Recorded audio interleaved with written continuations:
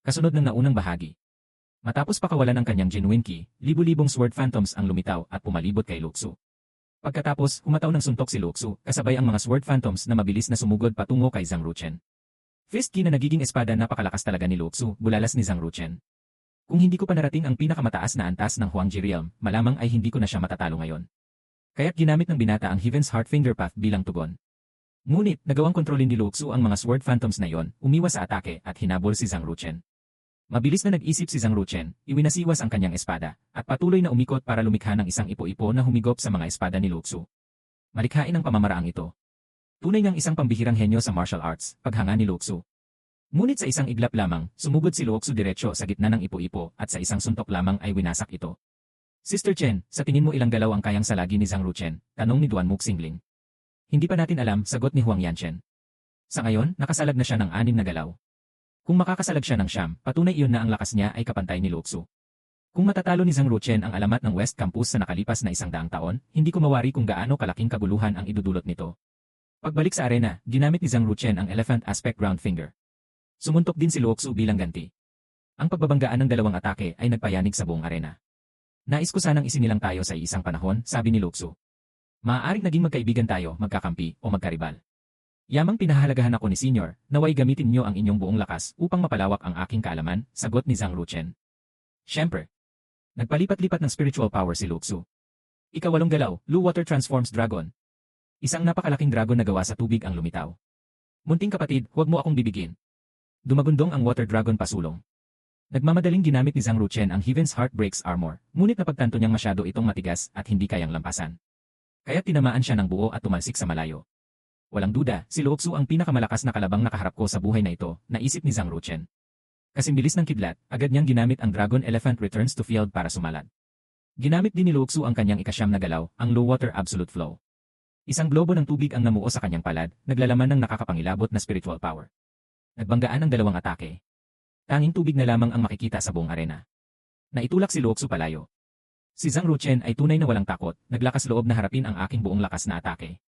Sa ganitong diwa, tiyak na magiging isang bayani siya sa hinaharap, naisip ni Luxu. Samantala, si Zhang Ruchen ay tumilapon sa pader, lumikha ng malaking butas. Napakalakas talaga ni Senior Luxu. Isa pang galaw at tiyak na matatalo ako, naisip ni Zhang Ruchen habang umuubo at sumasandal sa pader para tumayo. Nanalo ka na, sabi ni Luxu. Sa realm na ito, pinag-isa ko ang 36 na galaw ng Lo Shui sa 9 na galaw. Ngunit natapos ko na ang 9 na galaw at nakatayo ka pa rin. Ito ay pambihira. Ang isang martial artist sa mid-stage ng Xuanji Realm ay kailangan lamang masalag ang aking unang galaw gamit ang 20% ng aking lakas para makapasa sa pagsubok na ito. Naiintindihan ko na. Pagkatapos kong magpagaling, ipagpapatuloy ko ang pagsubok, sabi ni Zhang Ruchen. Lumipat ang eksena sa labas. Tignan niyo. Umilaw na ang ikatlong palapag ng Martial Market Tower. Nagulat ang lahat. Natalo na si Xi Zhaowen at nakalabas na ng Thor. Kung gayon, sino pa ang nasa loob na dumadaan sa pagsubok? Nakalimutan niyo na ba ang isang tao? Iyon ay ang Ninth Prince ng Yunwu Commandery, si Zhang Ruchen, sabi ni Elder Xi. Mga tauhan. Dalhin niyo rito ang impormasyon tungkol kay Zhang Ruchen, utos ni Elder Xi na halatang nayayamot. Makalipas ang ilang sandali. Bakit ganyan kapangit ang itsura mo, Elder Xi? Sumakit ba ang tiyan mo pagkatapos mag-almusal, pang-aasar ni Elder Xi? Paanong nangyari ito? Gulat na gulat ang ekspresyon ni Elder Xi. Kumusta ka, patuloy ni Elder Xi? Matanda ka na, dapat kalmado ka lang kapag may mga sorpresa. Ano bang nagpagulo sa iyo ng ganyan? Tignan mo na lang. Inihagis ni Elder Xi ang scroll kay Elder Xi. Ano? Sa edad na 16 na ay nabuksan ang kanyang sacred mark. Naging numero 1 sa yellow board sa loob lamang ng kalahating taon. Wala pang isang taon ay narating na niya ang mid-stage ng Xuanji Realm, bulalas ni Elder Xi. Ang walang hiyang si Liu Chuanshen. Hindi man lang nagsabi sa akin. Kung nalaman ko lang na ganito pala katalentado ang Ninth Prince, matagal ko na siyang kinuha bilang disipulo. Ngayon, malabong mapunta pa siya sa akin. Sa edad na 16 na ay na-activate ang Sacred Mark, naging numero 1 sa yellow board sa kalahating taon. Ang bilis ng kanyang pag-cultivate ay nakakakilabot. Ang hayop na Zhang Ruchen na yan. Sisiguraduhin kong mamamatay kang walang paglilibingan, galit na galit si Huxing. Nang makita ito, agad siyang pinigilan ni Elder Xi. Huwag kang padalos-dalos at baka masira ang lahat. Kailangan nating paplanuhan ito ng pamatagalan. Bumalik ang eksena kay Zhang Ruchen. Ang unang pagsubok sa ikatlong palapag ay hindi mo na kailangang labanan, sabi ni Luxu. Nasalag mo ang 9 kong galaw, kaya't hindi mo na kailangang harapin ang unang pagsubok dito. Kung gayon, sa ikalawang pagsubok, ilang galaw ang kailangan kong masalag para makapasa? Tanong ni Zhang Ruchen. 3, sagot ni Luxu. May isang katanungan pa rin ako, hindi ko alam kung masasagot ito ni Senior. Maaari akong sumagot ng isang tanong mo. Sa West Campus sa nakalipas na 465 na taon, kayo po ba, senior, ang pinakamalakas na eksperto sa Xuanji Realm? Bago ka dumating, sagot ni Luxu. Ngunit naniniwala ako na mula ngayon, ikaw na ang papalit sa akin bilang tagapagbantay ng mga pagsubok sa bawat realm sa loob ng Marshall Market Tower na ito. Sa totoo lang, wala akong interes sa pagbabantay ng pagsubok na ito, sabi ni Zhang Ruchen. Lumapit siya at kusa niyang iniabot ang kamay kay Luxu. Isang malaking karangalan ang makipaglaban ng buong lakas kay senior. Hindi ko inaasahan na ako pala ang magiging bagong tagabantay ng Marshall Market Tower. Sister! Nakalipas na rin ang ilang panahon mula nang umalis ako sa bahay. Namimiss ko na talaga si Nin sister at si ina. Sa mundong ito, silang dalawa na lamang ang natitira kong pamilya. Samantala, patuloy na nagmamasid sina Huang Yanchen at Duan Muxingling. Sister Chen, noong tayo ang pumasok sa akademya, hindi rin natin nalampasan ang ikalawang pagsubok. Baka magawa ng batang iyan, sabi ni Duan Muxingling. Yelale, tingnan pa natin. Kung kinakailangan, kikilos ako, sagot ni Huang Yanchen. Tama ka, paano natin hahayaang isang bagong lalaking disipulo ang umagaw ng lahat ng atensyon? Mukhang interesante ang batang ito, sabi ni Duan Muxingling na may ngiti. Kapag nakapasok na siya sa akademya, magkakaroon na tayo ng kalaro. Kailangan niyang maramdaman ang pagmamahal ng kanyang mga senior sisters.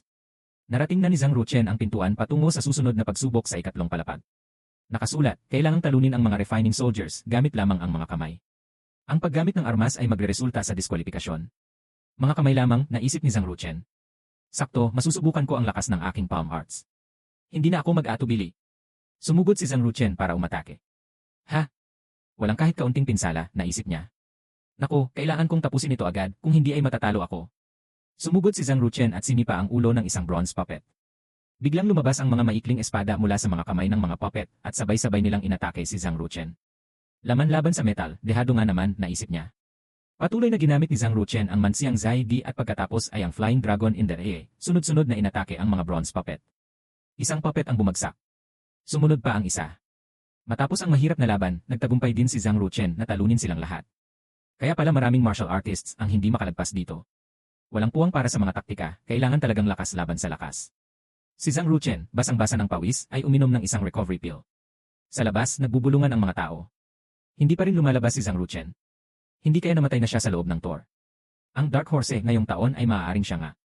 Isang prinsipe lamang mula sa maliit na commandery sa hangganan. Hindi naman siguro mapapahamak si Nint Highness, tama, bakas ang pag-aalala sa mukha ni Zixi. Nakipaglaban ka sa tabi niya, marahil ay naintindihan mo ang kanyang lakas, sabi ni Liu Chengfeng kay Zixi. Ang aking ama ay lumaki kasama ng Commandery Prince noong kanilang kabataan. Kahit ang isang bayani tulad ng Commandery Prince, mapatalento man o diwa, ay hindi kasing bagsik ng Nint Highness ngayon. Tunay siyang favored son of heaven. Tiyak na siya ang magiging Dark Horse ngayong taon.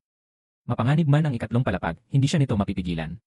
Bumalik ang eksena kay Zhang Ruchen, napapalabas na ng ikatlong palapag. Sa aking mga nagawa, tiyak na ang unang pwesto. Mas mabuti sigurong huwag nang umakyat sa ika-4 na palapag. Ang pagiging masyadong kapansin-pansin ay hindi palaging mabuti, naisip niya.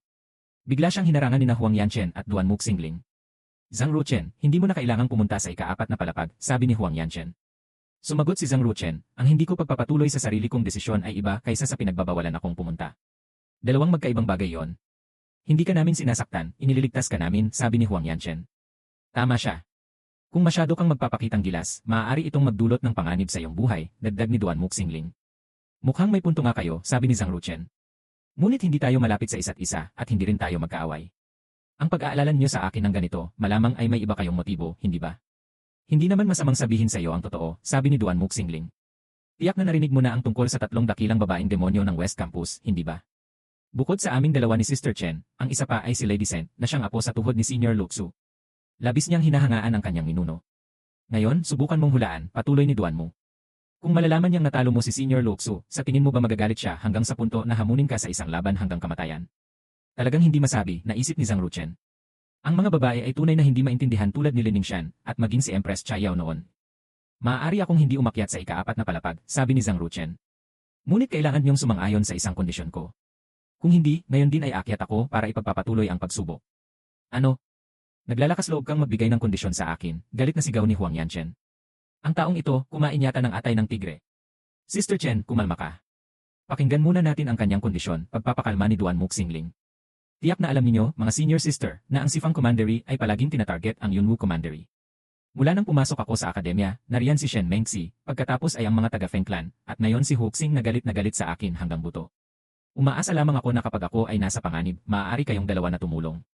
Yun lang, sabi ni Huang Yanchen. Hindi sila maglalakas loob na gumawa ng anuman sa harap namin. Mula ngayon, ako ang bahala sa'yo. Hanggat naririto pa ako sa West Campus, sinumang magtangkang gumalaw sa'yo, tutulungan ka namin. Kung gayon, pumapayag na kayong dalawa. Isang salita, tapos na ang usapan. Lalabas na ako ng tour ngayon, sabi ni Zhang Ruchen. Kaya tumalikod na ang binata at umalis. Hintayin mo lang pagdating mo sa Longwu Hall, naisip ni Huang Yanchen. Tiyak na tuturuan kita ng leksyon para matikman mo ang bagsik ng isang babaeng demonyo. Sister Chen, mag-ingat ka at baka mapatay mo siya nang hindi sinasadya, sabi ni Duan Muxingling. Gusto ko pa siyang paglaruan. Sa labas ng tour. Dali, tingnan niyo. Lumabas na ang prinsipe ng Yunwu Commandery. Hinarang ni Elder C2 si Zhang Ruchen. Sinasabi mong nalampasan mo ang ikatlong palapag. Hindi pinapayagan ang pagsisinungaling dito, pagtatanong niya. Ano naman ang kailangan kong ikasinungaling tungkol dito? Hindi naman ito ganoon kalaking bagay, sagot ni Zhang Ruchen. Mga tauhan. Dalhin niyo ang Spirit Key Mirror para sa akin, sigaw ni Elder C2. Hindi ba ako nagkamali ng ginig? Nalampasan niya ang ikatlong palapag. Gulat na gulat ang mga tao sa ibaba. Narinig ko na matagal ng panahon walang sinumang nakarating sa antas na iyon. Samantala, ang mga taga-Yunwu Commandery ay tuwang-tuwa at sumisigaw, Nymph Prince. Nymph Prince. Ngayon, tingnan natin kung sino pa ang maglalakas loob na maliitin ang ating Yunwu Commandery. Sa ngayon, tayo ay nag-iisa pa rin at mahina. Kung hindi unang gagawa ng gulo ang Sifang Commandery, mas mabuting manatili tayong mapagkumbaba at iwasan ang gulo, paalala ni Zhang Ruchen sa kanyang mga kasama. Sa di kalayuan, nanggigigil sa galit si Huxing. Pest! Naagaw na naman niya ang lahat ng atensyon. Kailangan siyang mapatay sa lalong madaling panahon. Oras na para gamitin si Feng Zilin para harapin si Zhang Ruchen. Bumalik ang eksena kay Elder C2 na tinitingnan ang resulta. Totoo ngang natalo niya ang 18 bronze puppets at nalampasan ang ikatlong palapag. Paanong posible ito? Isang henyo. Matagal ng panahon mula nang may huling nakalagpas sa pagsubok na ito sa West Campus. Lumipat ang eksena sa grupo ni Zhang Ruchen. Isang tagapamahala ang lumapit. Nymph Highness, ang iyong gantimpalang merit points ay nasa loob ng token na ito. Nakasulat naman sa susi ang iyong magiging tirahan, Longwu Hall, Courtyard Huangzi bilang isa. Longwu Hall. Alam ko na nga ba, bulalas ni Liu Chengfeng. Ano ang Longwu Hall? Nagtatakang tanong ni Zixi. Ang Longwu Hall ang lugar na may pinakamakapal na spiritual key sa buong West Campus, paliwanag ni Liu Chengfeng. Tanging ang numero 1 bagong estudyante lamang bawat taon ang maaaring pumasok dito. Ngunit, ayon sa alamat ng West Campus, ang sinumang lalaking pumasok dito ay lalabas na baldado o lumpo. Narinig ko na 2 taon na ang nakalilipas, ang numero 1 bagong estudyante noon na si Yoshi Tiankong, sa unang gabi pa lamang niya roon ay binugbog, nabali ang 2 binti, at itinapon palabas. Kahit ang isang henyo na numero 1 bagong estudyante ay nabalian ng 2 binti. Wala bang pakialam ang mga elder dito? Tanong ni Zixi. Paano nila mapipigilan yon? May isang babaeng demonyo doon. Si Yoshi Tiankong ay pumasok sa silid habang siya'y naliligo. Ang nangyari sa kanya ay dahil sa sarili niyang kagagawan, paliwanag ni Liu Chengfeng. Anong Longwu Hall? Malinaw na isa itong lungga ng dragon at kuta ng tigre, sabi ni Zixi. Nymph Prince Highness, kailangan mong mag-ingat ng husto. Prince Highness, huwag ka na talagang pumunta, sabi ni Zixi. Dito ka na lang sa lugar ko tumuloy ngayong gabi. Ha? Biglang namula si Zixi. Ano ba yang iniisip mo? Natatakot lang ako na baka mabali rin ang iyong mga binti at itapon ka palabas, nagmamadaling paliwanag niya. Hindi na kailangan, sagot ni Zhang Ruchen na may ngiti. Baka habang mahimbing akong natutulog, pugutan mo ako ng ulo at dalhin sa black market para ipagpalit sa pabuya. Kawawa naman ako kung mamatay ako nang walang kalaban-laban. Ikaw. Ikaw, namumulang sabi ni Zixi. Nymph Highness, biglang sabat ni Liu Chengfeng. Si Miss Zixi ay laging tapat sa iyo. Bakit mo naman siya tinatanggihan? Bukod pa riyan, noong nasa kabubatan kayo, napakasiglan nyo, hindi ba? Bagay na bagay kayong dalawa. Pagkalipas ng ilang taon, uwi kayo sa Yunwu na may kargang anak. Tiyak na matutuwa ang Commandery Prince at si Consort Lin kapag nakita nila ang kanilang apo. Hehe, pang-aasar ni Liu Chengfeng. Hindi ka ba titigil? Sinipa ni Zixi si Liu Chengfeng sa mukha. Pagsalita ka pa ng kung ano-ano at papatayin kita. Pagkatapos ay humarap siya kay Zhang Ruchen. Bahala ka sa buhay mo. Sa susunod na lumabas ka, mag-ingat ka. Anumang oras ay maaari kitang patayin. Tumalikod siya at umalis. Kakaiba. Bakit ko nga ba gustong tulungan siya? At saka, bakit parang hindi ko kayang saktan siya? Isa akong asasin. Makalipas ang ilang sandali, narating ni Zhang Ruchen ang Longwu Hall. Nagbubulungan ang mga nasa paligid. Ito na siguro ang Longwu Hall. Dumating na ang numero 1 bagong estudyante, si Zhang Ruchen. Sa tingin niyo, gaano katagal bago siya itapon palabas? Kung mas mataas ang talento, mas malala ang matatanggap na bugbog. Baka mas malala pa ang sapitin niya kaysa kay Yoshi Tiankong.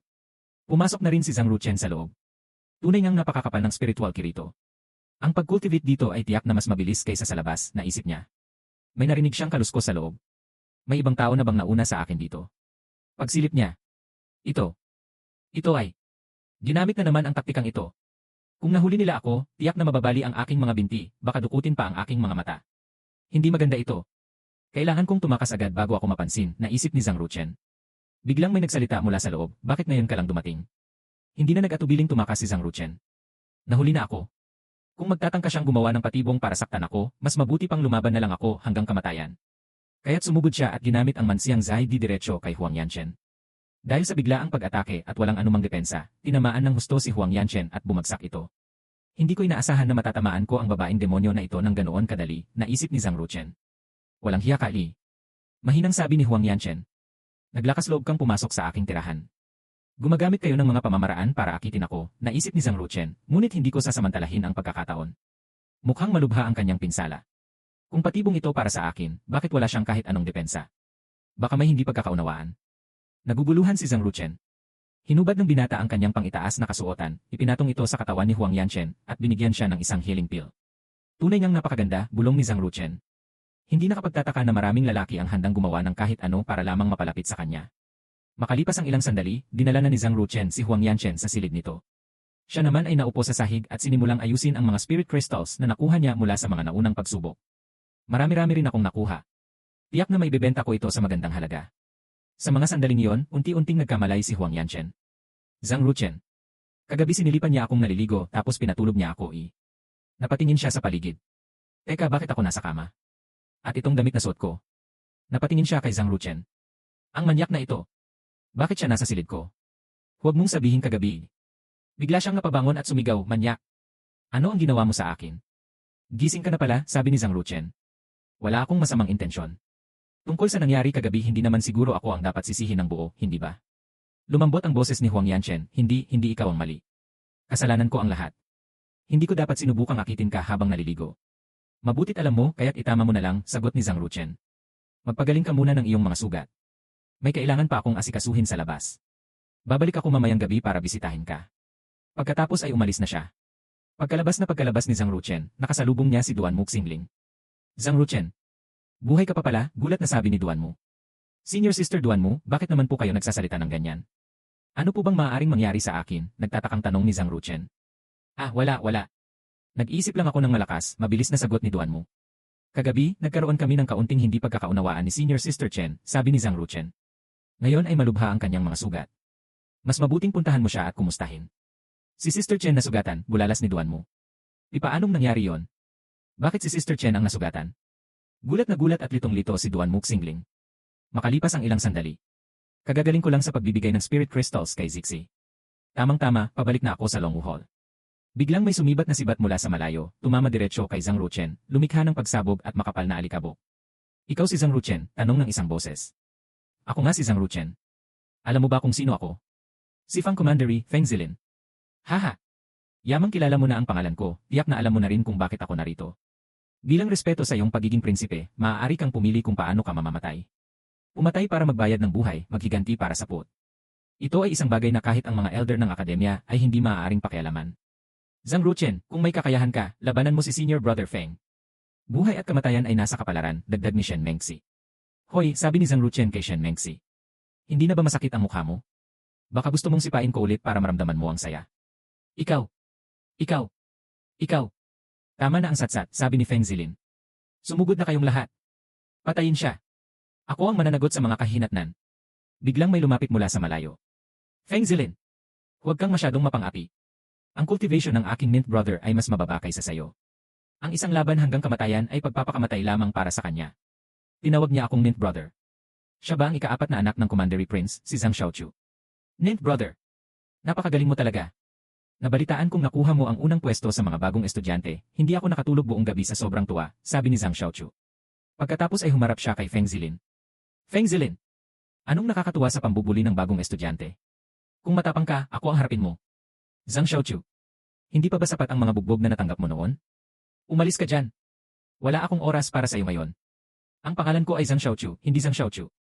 Mukhang madalas ding inaapi si fourth brother. Pero kahit ganun, naglakas loob pa rin siyang tumayo para sa akin. Mas mataba ka pa sa baboy, pang-aasar ni Nixuan, kasama ni Feng Zilin. Tapos sasabihin mong hindi ka Chu. Zhang Xiaochu, sa harap ng iyong Mint Brother, gumapang ka sa ilalim ng mga hita ko at palalagpasin kita ngayon. Nixuan. Makikipagpatayan ako sa iyo ngayon. Galit na sumugod si Zhang Xiaochu. May tapang si fourth brother pero kulang sa lakas. Mukhang hindi siya kalaban nitong si Nixuan. Madaling napigilan ni Nixuan ang suntok ni Zhang Xiaochu at sinuntok niya ito diretsyo sa mukha. Yamang gusto mong maging bida, ipapakita ko sa iyo ang kahihinatnan ng pagiging bida. Sumugod siya at sinuntok ang tiyan ni Zhang Xiaochu. Tumalsik si Zhang Xiaochu. Mabilis siyang dumampot ng bato, nilagyan ng spiritual power at ibinato kay Nixuan.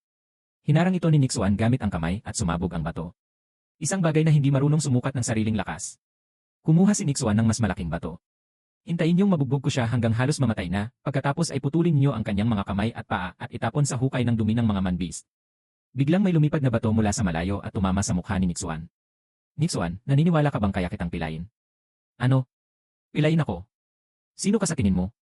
Nagyayabang ng walang kahiyan. Ninth brother. Hayaan mo na ako. Hanapin mo ang mga elder para humingi ng tulong, sigaw ni Zhang Xiaochu.